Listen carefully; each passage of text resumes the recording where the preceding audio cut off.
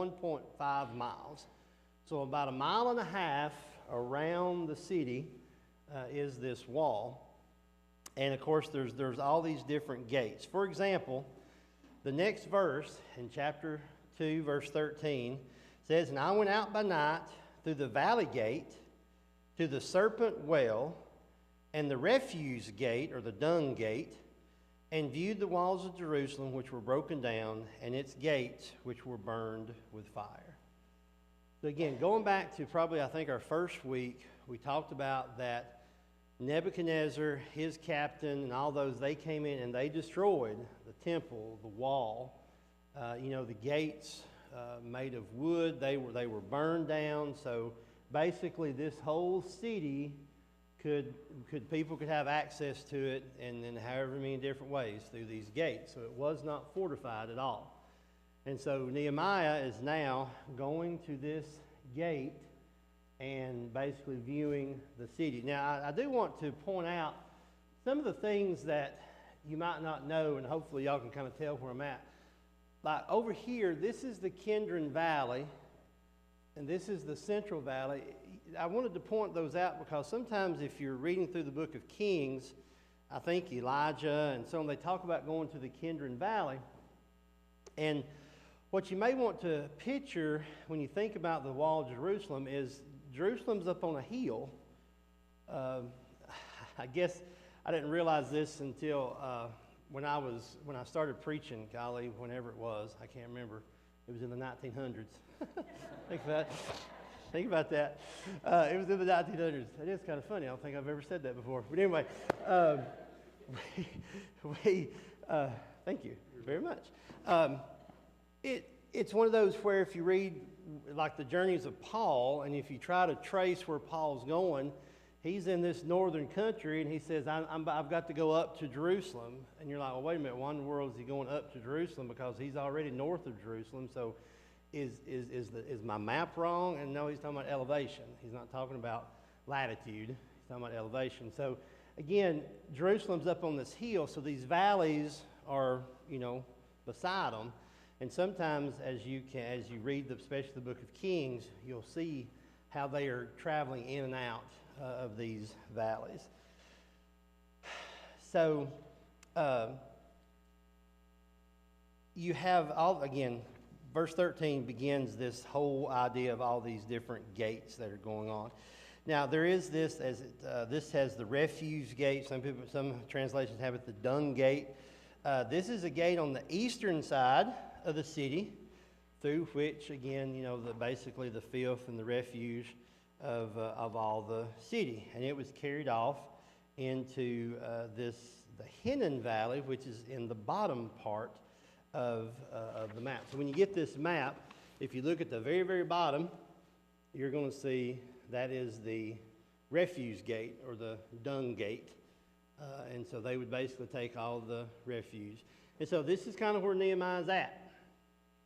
And he is assessing the wall and the shape that it is in. All right, so that's kind of where we start at this morning. Now, if you get to verse 15, it says, "So I went up by night by the valley and viewed the wall. Then I turned back and entered by the valley gate, and so returned." Another thing is, there's another one called the fountain gate. That should be in verse 14. "Then I went on to the fountain gate and to the king's pool, but there was no room for the animal under me to pass." And so, again, you can kind of see how he's kind of making his way around what used to be this wall. The valley gate, if you're traveling on the left-hand side of the map, you'll see that it's kind of a third of the way up. So again, that's kind of where we're at. Now, the fountain gate, some suggest that might be where the aqueduct that was made by Hezekiah. If you remember, he brought water into the city, the waters of, I think it's Gihon, to the city of David. That's kind of where they think that's kind of why that gate is called that. Don't want to jump ahead. Nope, I'm going to hold off on that. Okay, so we've got Nehemiah's on the scene. He's assessing this situation. He's walked around a little bit. And now we get to chapter 2, verse 18, where it says, I told them of the hand of my God, which had been good upon me, and also of the king's words that he had spoken to me. So they said, let us rise and build. I'm going to stop there for a minute. How often do people say these words but have no action behind them? Think about that for a minute. So Nehemiah has basically said what we're doing. Here's my mission. And so everybody says, let us rise up and build. Are there times when you have that excitement, but yet there's nothing that happens after that?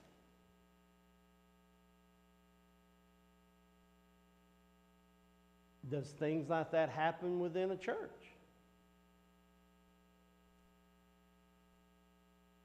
And if so, why? You got to have a leader. Very good point. You got to have a plan. Yep. You got to have helpers. You got to have buy-in. Yeah, it's kind of a business term. You got to have buy-in. You got to be Spirit-led. Yep, I had the plan. So see, it's you'll especially see this in Nehemiah. It's not just mere words. There's action behind almost every statement that's made. Even we're going to talk about the enemies of Nehemiah. They're not just mere words. They themselves have action. They're going to take action in order to try to stop Nehemiah. So again, as you read some of these verses, you look at these words, all of them is not just mere, basically just words out of somebody's mouth. There's actions that's always going to come behind it. Even continuing that verse, if I'd have kept going, then they set their hands to do this good work. Why is it a good work? Why is refortifying the city of Jerusalem a good work? It's God-led. That's the main thing. That would make it good. Right there.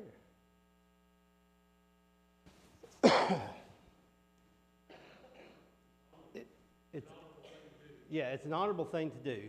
Again, going back to the reason why he approached the king of Persia is because the city where his father's, his ancestral burial place was destroyed.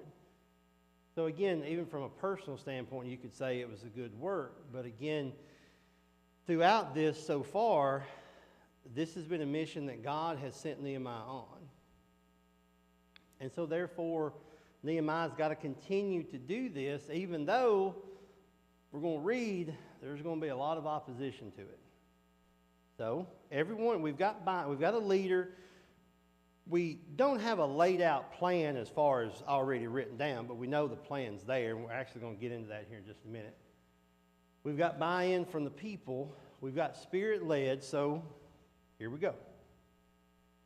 Unfortunately, in verse 19, we're going to have another enemy that comes in to try to stop all this progress. Again, you look at church incentives. I hate to use the word enemy, but I was listening to a study on Isaiah this past week, and the gentleman made a comment that, if you're not a Christian, then you're really not someone that Satan kind of looks at. But as soon as you become a Christian and start proclaiming Christ, well, now you have become an enemy of Satan. And so, Nehemiah is about to start this wall, and so now you've got these enemies that are going to kind of start ganging up. And again, churches fall into that too. Churches may try to do some sort of incentive, and you never know at what angle Satan will use in order to try to stop that momentum. And so let us look at this first angle that we start at in verse 19 of chapter 2. Again, as I joked last week, first grade phonics didn't work for me, so as I go through some of these names, please forgive me. But when Sanballat, the Horonite, Tobiah, the Ammonite official, and Geshem, the Arab, that's the new one, okay? Geshem is the new person here, the Arab or the Arabian, heard of it, they laughed at us and despised us and said, "What is this thing that you are doing? Will you rebel against the king?" So, I think we talked about why these three wouldn't like this. But what is this angle that they're using to try to stop Nehemiah? What's the angle they're using to try to discourage Nehemiah from continuing this project? Yeah, he's rebelling against the king. It's almost like an act of treason. You know, Persia is in charge. So, where else can we find a group of people that tries to use the political side of things in order to get their way, in order to accuse an innocent man of something that he didn't do? Sanhedrin? Yeah. Yeah. Sometimes people use the political side. Again, church incentives. Churches may try to do things, and then all of a sudden, the city council or the county commission or something, all of a sudden there's some law that gets thrown out, and it just kind of halts the progress of some church movement or church incentive. I mean, who knows? But again, we have, in John chapter 19, verses 12 through 16, the Jews, even when, the Roman governor, Rome being, in charge during that time frame, even they go, Caesar's our king. Caesar's our king, so we can't have this guy being our king. We need to get rid of him. And so here we have these three that are kind of using a political spin to say, Nehemiah, you don't need to do this. Are you going to rebel against Persia? You know what's going to happen to you. So you don't need, basically trying to discourage him. You don't even need to get started, because you're just going to be destroyed. So again, trying to being a discouragement.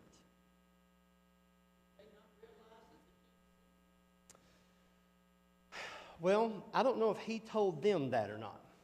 I mean, he told the people, but it's one of those where when you're 700 miles away from the capital, yeah, you could probably have a lot of people that would lie about things. And again, we talked about, you have the insignet ring, that kings would put in wax in order to make sure, the seal's not broken, to make sure it was truly theirs. And he did. It's interesting how he responded in verse 20. Mm-hmm. He doesn't say the king said I could fortune. Yep. Yeah. It's God. Which has been his thing the whole time. God has, and again, I'm shifting back to Isaiah too, because I've got that next quarter. So often, God's messengers is all about stop. Well, it kind of goes back to even when Saul became king. I'm supposed to be your king. I'm supposed to be the one that you listen to, not some worldly king. And so again, Nehemiah's answer is, yeah, the king of Persia, he's got that letter, says, I'm good. But no, he doesn't appeal to that. He goes to the God of heaven is the one that has told me to do this. So yeah, it's... That's an idea of just, what is your motivation? yeah, You're going to do it because a Persian king, you're not Persian. right, yeah. Our enemy who took over our country, Mhm. because he said do it, or you're going to do it because God. Right. What's your motivation? Yeah, what is your motivation? Very good point. Very good point. And again, yes. Just remember, this guy has wandered around the streets in the middle of the night, Mm-hmm. has not told anybody why he's riding around in the dark. Yeah. Is this guy really on a mission from God? Or is there another reason? Mm-hmm. You know, Yeah. common sense would say, you know a little bit more about what this guy has been doing Mm-hmm. and why he's doing it. Yeah. There's not one of us in here would ask the question. Yeah. It is interesting in that when you think about buy-in and the people, as they said, let us rise up and build, you know, yes, it had been long enough that they were not part of the destruction. They were probably born into this decaying structure, but yet they were willing to kind of go with Nehemiah, even though, like you said, he was kind of that, I guess, that strange guy that just kind of came on the scene, I guess. So yeah, very, very interesting how all of this kind of comes about. Nehemiah, and shifting to chapter 3, and chapter 3 is where we'll be at most of the morning, he brings up this Eliashib. Now, Eliashib is the high priest. Now, I find that interesting in that you've got to remember there's been at least 70 years since Jerusalem was destroyed by Nebuchadnezzar and his army. And it's only been recently through Ezra that you even have the temple being rebuilt. And so but you still have that lineage that has carried on through these 70 years. Now, and I say that because there's going to be a break of about 400 years, which most of you are aware, from basically the ending of this book, Nehemiah, until we have John the Baptist and Gabriel coming during that time. But even during those 400 years, when you read the Gospels, you still have a high priest. Anna, Caiaphas, they were high priests. Now, when you get to AD 70, and when the Romans come in and destroy Jerusalem, that's when that term, that lineage, being able to figure out that lineage just isn't there anymore. So I think it's interesting to me as I think about the world history going forward. You still have people within that lineage who is the high priest. Now, king-wise, you don't really have the term king anymore. Basically, you'll have the word governor. Basically a civil title, a title of authority given by the king of Persia. But you will not have any more kings of Israel, so to speak. All right. Now, the plan. How do we do all this? It starts basically in verse 10 of chapter 3. All right, verse 10 of chapter 3. From verses 1 through 9, you're going to have a lot of... Nehemiah puts everybody into groups. Okay? Let me read kind of verse 1 here for just a moment. Then Eliashib the high priest rose up with his brethren, the priests, and built the sheep gate. They consecrated it and hung its doors. They built as far as the Tower of the 100 and consecrated it then as far as the Tower of Hananel. Then Elisha, the men of Jericho, built, and next to them, Zakur, the son of Imri, built. All right, so this is kind of the plan. Why is it important? Nehemiah gives them the orders. We're going to rebuild the wall. We have the enemy comes in and says, hey, are you going to rebel against the king? Nehemiah, again, verse 20 says, the God of heaven himself will prosper us, therefore his servants will arise and build, but you have no heritage or right or memorial in Jerusalem. Then he shifts to this high priest. And the high priest and his brethren, and you can kind of find it on the map, they built the sheep gate. Why is it important that the high priest buys into this notion of we're going to rebuild the wall? Why is that an important part in this? Yes.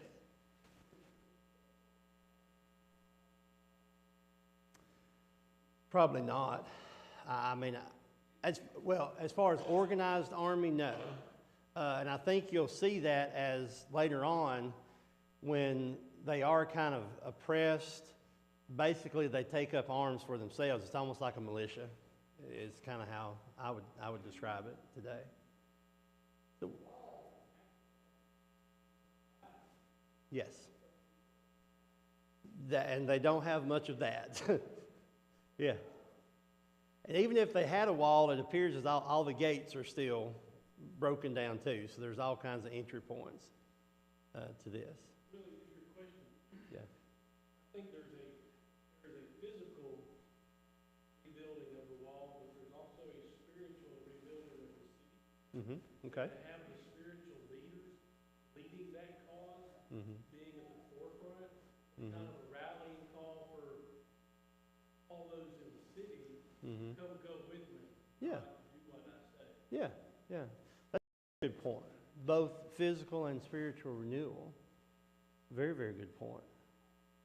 Yes. It looks like the sheep gate wall, part of the wall around the city, but also the wall around the temple. Is that where they brought the? I believe so from what I've read. That's kind of where, either that's where they brought them in, they would take part of it out. But yeah, that's my understanding from what I read, is that that's kind of where they would bring those in from that point. Yeah. The sheep gate is in the the upper part, basically the top line, if you're following along with the sheep gate. So yeah, so let me ask this. So when it comes to change, where does change have to start?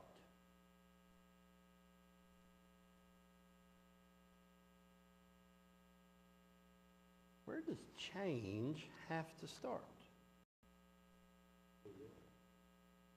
With us, with yourself. Yeah. Yeah. For those of you that are young enough, Michael Jackson had a song, The Man in the Mirror. And really that whole song is about change. But it is. It starts with the man in the mirror. I mean, that's where change starts. I mean, it's just like for, you've heard about if you are wanting to, if you wanted to lose weight, if you wanted to get off an addiction, if you want to, I mean, you've got to acknowledge that you are the one that has to start this process. You've got to make the change. And so, again, with this high priest basically showing and almost proclaiming, I'm with Nehemiah. We're going to do this. And again, being the high priest, you would hope that he believes the same as Nehemiah, that this is God's mission, that he wants this wall rebuilt, so I'm going to be a part of that. And again, with leadership, with a plan, we have this construction started. And so the high priest, according to chapter 3, he's kind of the first one that gets this process going. And so we kind of go from there. Again, there's so many names that I really don't have a very good understanding of how to pronounce them correctly.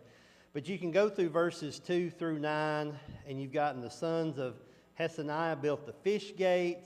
They laid its beams, they hung its doors, bolts, bars. Next to them, they made repairs. Then next to them. So let's talk about the plan. It's all this. This group is doing this gate, and then this group is doing this gate, and down here, this group and their brethren, they're doing this gate.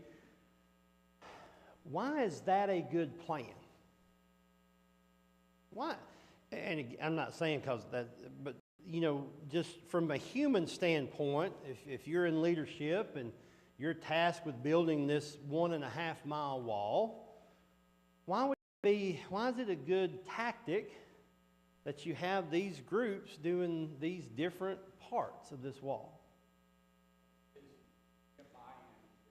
Buy-in. I didn't hear what you said. Yeah, competition. That is true. Yeah. You got to have as many people. Who the locals that live there haven't done anything for years. Right. Nobody's in charge. Mm-hmm. Yeah. So now we could go back to work. We're going back to work. Yeah. Doing something. Yep. It seems like each group is building a section of the wall that is important to them. Mm-hmm. And they're investing in that. They're going to do it to the best of their ability. Yeah. Yeah. That's what it sounds like to me. Yeah. I mean, because again, sorry. If the sheep gate is where the sheep come in that the sacrifices are going, then that's an important part to the high priest. Because so that would be important to them. Now, if the fish gate is where, if this group is, I guess if that's where the fish come in, I don't know. So yeah. But competition is another interesting point too. I remember reading a book. It was, I think it's called The Coldwood Way. They made a movie about it called, it was about the Rocket Boys. It was about a group from, some little town in West Virginia, and they were wanting to build a rocket. October Sky is the movie, yes. October Sky is the movie. And it's based on a true story. This poor country coal miner town. And these 4 boys wanted to build a rocket, and anyway, they eventually won this science contest. And the movie, anyway, the guy does go on and work for NASA. I hate to be a spoiler, but yeah. But in the book, though, one of the things is his dad was the supervisor of the mine, and of course it was big union versus supervisor. So a lot of people didn't like his dad, but he had to eventually go work in the mine. And him and this other group kind of became rivals. And so they had this competition as to who could lay the most track first. And so, it was one of those where can you work harder, not smarter kind of deal. And so I think was there a girl involved, which is kind of a superstition. You shouldn't have women in the mines or something like that. But because of that competition, one, they worked faster.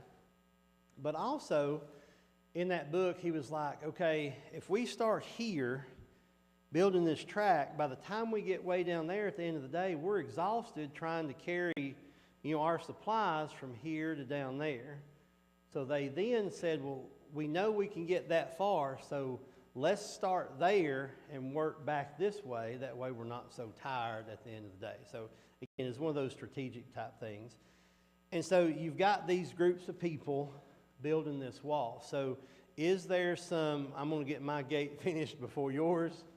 Maybe so. Maybe so, yes. Yes. Mm-hmm. Yep.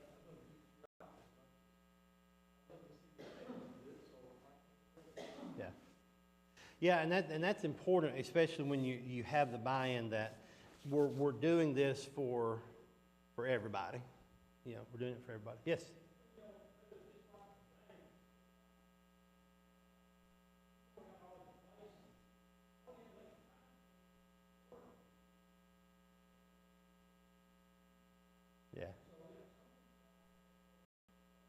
True.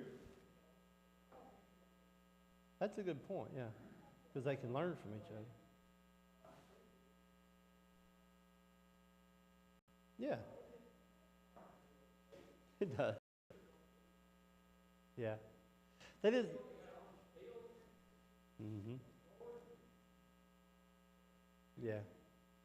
It is. That's a very good point, too, because if everybody's,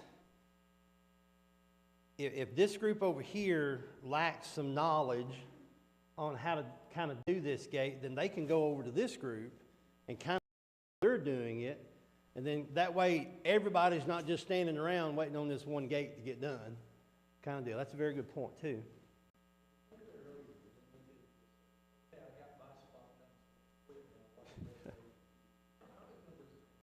Yeah.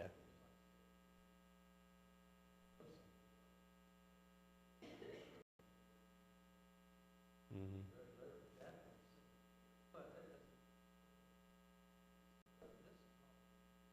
Yeah.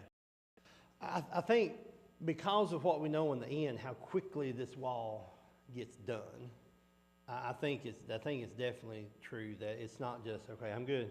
You know, it's we're all in this together. We're piecing this all together. It's kind of like for those of y'all that have that family, if you're like my family, we kind of have a big puzzle every Christmas, and anybody that comes over the house, they start putting this puzzle together, and eventually, you know, pretty quickly, this puzzle's done.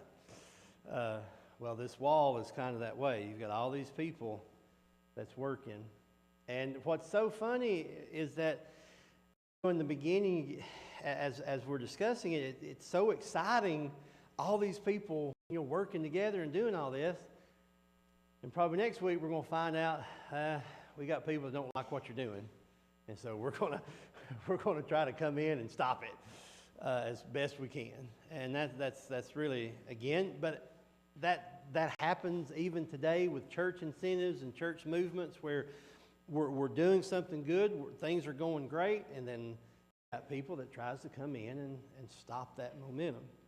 And then we'll see that next week as we go through.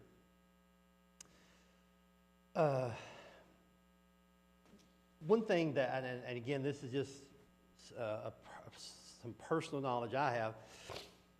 You know, were these gates uniform? Do all gates look the same? I don't know.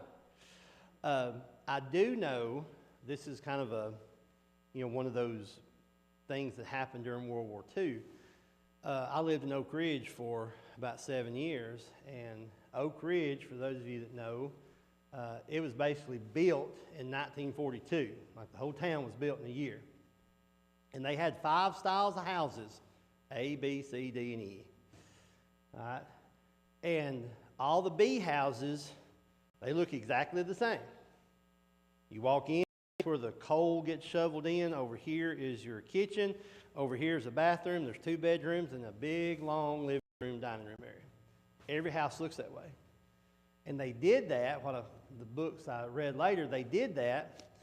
So what they would do is you'd have your construction guys building the houses, but you'd have people over here at the lumber yard.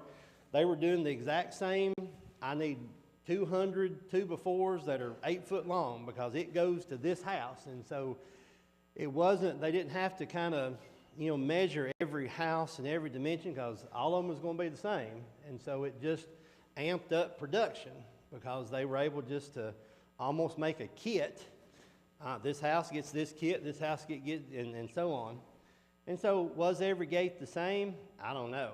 But again, if they were, then you could not only learn from each other, as y'all were talking about, but at the same time, if the people that are cutting the timber and things such as that, if they had the same measurements, then they could just go ahead and just keep cutting, and that way you wouldn't have to wait on measurements and all this and all that to come back. Again, just one of those things that may have happened. We don't know for sure. All right. I've only got 4 minutes left, and so let me just say this about chapter 3, the rest of chapter 3. There's 1, 2, 3, 4, 5, 6, 7, 8, 9, 10, 11, 12. There's 12 gates that are mentioned in chapter 3. There's the sheep gate, and according to commentaries, this is where the offering or sacrifices were brought into the temple, was through this sheep gate. There's the fish gate, and what's funny, the commentator I was reading says, don't know much about these gates, what they were, why called by these names, or in what part of the wall it was situated. So the fish gate, I guess we don't really know. There's something called the Old Gate. That's in verse 6. There's the Valley Gate in verse 13. The Dung Gate. The Gate of the Fountain. Now, this may be where the pool of Siloam was. In Jesus' time, where the person that was paralyzed, and he says, well, I know one will take me to it when the waters are stirred up and so on. Well, they think that's kind of where this one was. That was in verse 15. There's the Water Gate. There's the Horse Gate. Some commentators said this is the gate where horses pass in order to get water. You have the East Gate, the Gate of Mifkad in verse 31. And then in chapter 12, we have all of those gates, almost all of those gates are repeated in chapter 12 of this book. There's the Water Gate is listed again in chapter 8. Anyway, you have the Gate of Ephraim in chapter 12 listed. And then you have the Prison Gate is also listed in chapter 12. So if you take chapter 3 and a couple that's in chapter 12, you have a total of 12 different gates that are around this city. To me, that was a lot of gates. I'm thinking of the Alamo, where there was only like one way in, one way out. But of course, the Alamo was not a very big place either. If you ever visited the Alamo, I've never visited it, but it's, we have that vision of there's only one way in, one way out. But here, as far as this wall goes, there was at least 12 gates mentioned. Now again, are they, able to, have, hundreds of people flood through them all at once? I don't know about that. But that's kind of where we're at with this construction. Yeah. Some people talk about when Jesus, I've heard some commentators where Jesus says, it's easier for a camel to go through the eye of the needle, and we think of a sewing needle, and some say it was one of the gates that was in this wall where a camel, it was too low, and so camels would have to almost get on their knees in order to crawl through it or something. I don't remember which gate it was, but there's commentaries out there that talk about that when you get to that in the Gospels. But anyway, so we've got a plan. We've got action. Okay, we've got a leader. We've got a plan. We've got buy-in, and we've got action. Okay.